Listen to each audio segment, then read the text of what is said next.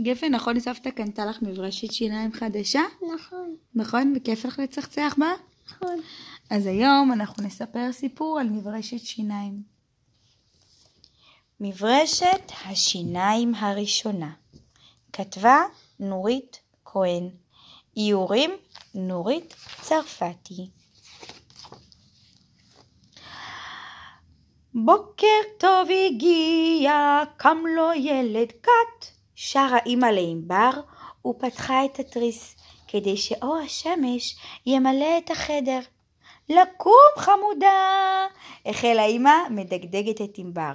דגדוג לבטן, בוקר טוב, דגדוג לרגל, בוקר טוב, דגדוג, דגדוג, דגדוג, לקום, לקום, לקום. ענבר התעוררה ושפשפה את עיניה.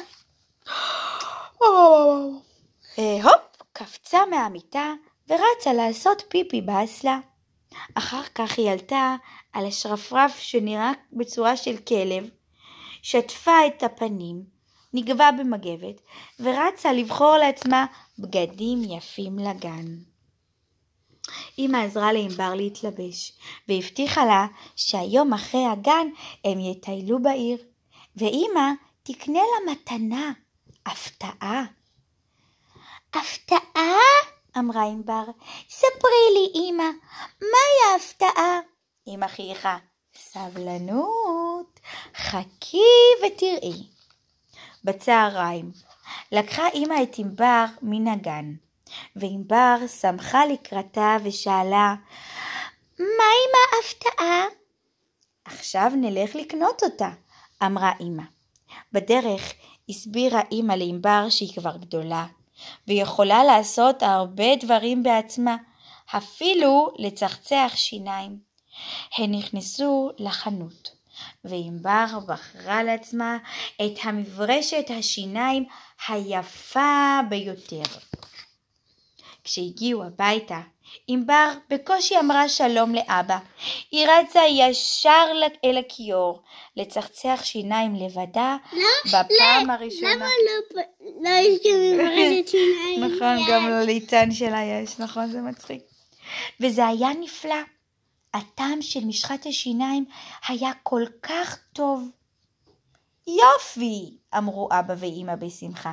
שיניים נקיות הן שיניים בריאות. צריך לצחצח פעמיים, פעם ביום ופעם בליל. מה זה ליל? לילה. לילה, נכון. למחרת בבוקר לא הייתה אמא צריכה להעיר את ענבר.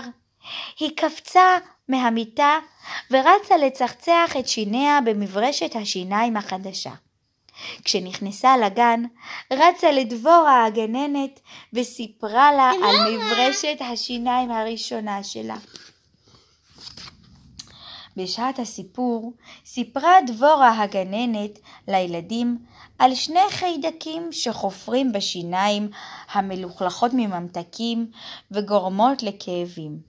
הגננת אמרה, ילדים, שיניים נקיות הם שיניים בריאות, לכן צריך לצחצח פעמיים, פעם ביום ופעם בליל.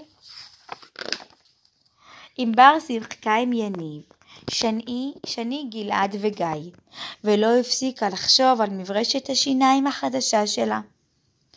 גם לך יש מברשת שיניים? שאלה ענבר את ניב. כן, ענה ניב. אני מצחצח שיניים בבוקר עם אבא. גם אני מצחצחת שיניים עם אבא שלי, אמרה ענבר, ושניהם המשיכו לשחק. אחר הצהריים לקחה אמא את ענבר להצגה יפה.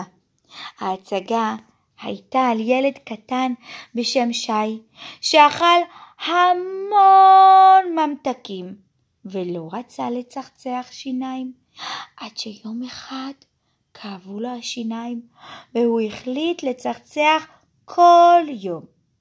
הסוף היה טוב.